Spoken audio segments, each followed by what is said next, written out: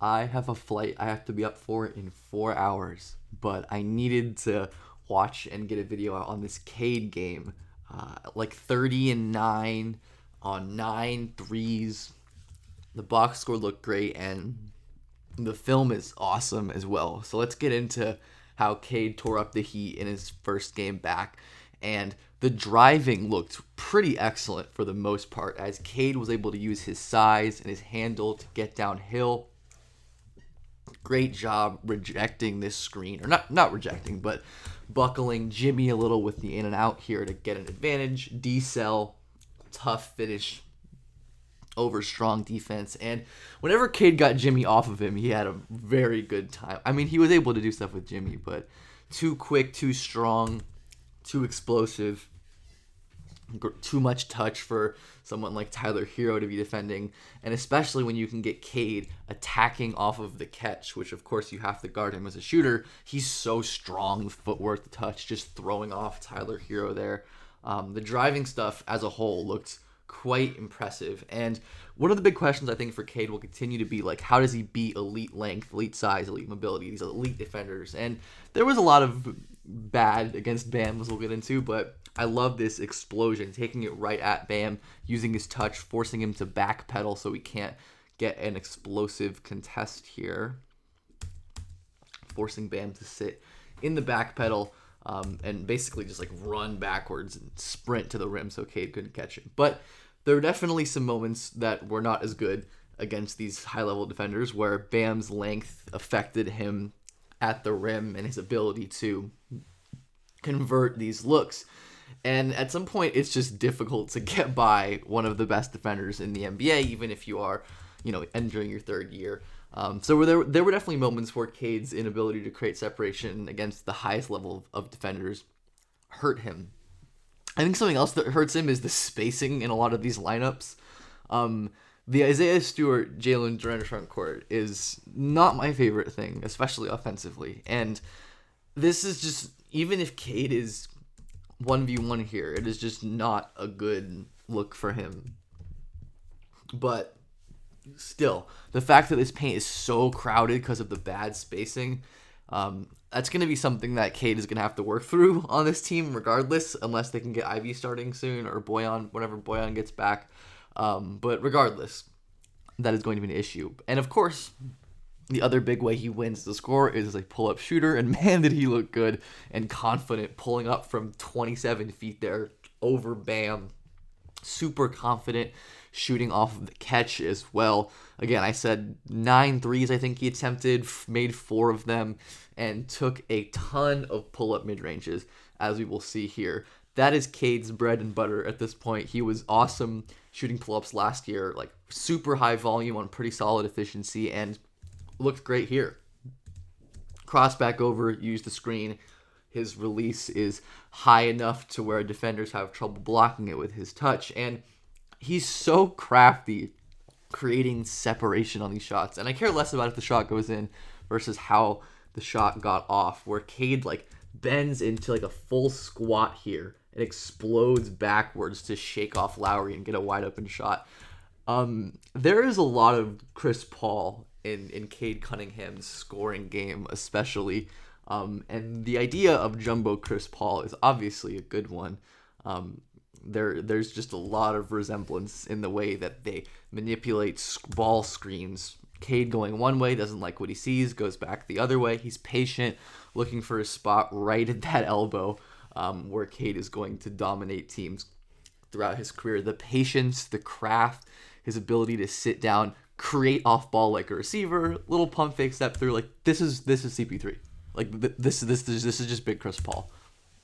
Shake off, get a little advantage here. Again, punish Lowry's overly jumpiness here. Easy bucket. The pull-up shooting looks awesome already. Cade looks fantastic, and he was even like getting shots off over like good contests. We see Jimmy flying in there, but the initial step back, man, he creates so much distance with that step back. I want to get the perfect freeze frame here of Cade's stride here. Like, man, he is creating so much leverage and power, getting so low, stepping back off, and buries that over Jimmy, which is so impressive. Again, like with driving, there were some moments where the length of Jimmy or Bam gave him trouble when he couldn't get a pull-up off over this elite defense. But again, these were the minority of plays in this game for sure. For most of the game, it was Cade in control, and that extended to his playmaking as well, where it's just very hard to like rattle him. He had a couple like dumb turnovers early in the game, but he settled into his passing groove, and it was really, really awesome. Again, heavy pressure. Cade stays patient, gets the ball out, and Killian Hayes goes and makes a play. Doesn't turn the ball over. He's such a fantastic pick and roll passer. Again, under pressure, the size is such an asset as a passer as well, where he gets trapped. This is good defense right here by everyone squeezing Cade here, but he waits, overhead pass delivery, whips it to Jalen Duren, who is able to draw a foul there with Cade's patience. As always, he's marvelous in transition, using his eyes to look off the defense. Totally freezes my boy Jaime there, who, welcome to the NBA. I hope you succeed. Beautiful little no look to freeze the defense, as Cade does very, very regularly. The passing is excellent. It always has been. Pick and roll stuff is obviously, he makes every pick and roll read in the book. His technique and skill as a passer, just on his deliveries, are phenomenal. This should have been in the shooting, but yeah, just so confident as a shooter. Kevin Love outlet is nice there. Oh yeah, I did have this. This is my transition into the defensive section, right? I think about these things sometimes. So, Cade, I think already is a positive defender. Surely he is so mobile and strong, and the same like physicality he wins on offense with, he helps on defense, and the same smarts as well.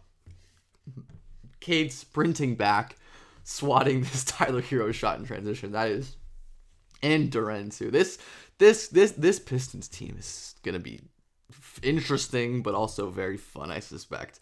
Cade using his instincts, reflexes, length to get a nice deflection there. Lob on the break.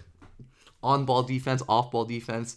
Really great job sticking to Hero around this screen into the Duren block. Again, great screen work. Cutting off Kyle Lowry. Look how skinny he gets. How much he's able to stay connected through this screen. And I believe this is one of Asar's 5 blocks, which is fantastic. I absolutely love that for him. But Cade just played a fantastic game overall, and I think this is what is coming this season. I do not think this is a fluke at all. I don't know if he's not going to drop 30 every night, but Cade is like big time versatile scorer who's hopefully going to be getting to the rim more and scoring more efficiently there. He had no free throws in this game, which isn't great, but I imagine that will not happen again. At least hopefully not. Hopefully not soon. The pull-up shot making, the dominant passing.